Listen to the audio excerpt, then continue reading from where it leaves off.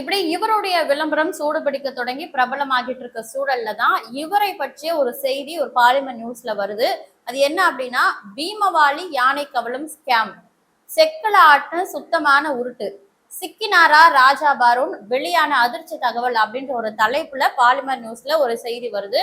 இதுல வந்துட்டு அவர் மாத்தி மாத்தி பேசுறாரு. முதல்ல வந்து எல்லாரும் சாப்பிடலான்னு அதை விளம்பரப்படுத்துறாரு. அதுக்கப்புறம் நீங்க ஜிம்முக்கு போறவங்களா இருந்தா சாப்பிடலாம் அப்படின்ற மாதிரி சொல்ற மாதிரி சில தகவல்களை சொல்லி அந்த நியூஸ் வருது. இதுல வந்து அந்த செய்தி தொலைக்காட்சியின் ரிப்போர்ட்டர் ஓமந்தூரார் மருத்துவமனையில பணிபுரியக்கூடிய ஒரு மருத்துவரிடமும் பெண் மருத்துவரிடமும் ஆலோசனை கேட்பது போன்ற அந்த செய்தி ஒளிபரப்பப்படுது.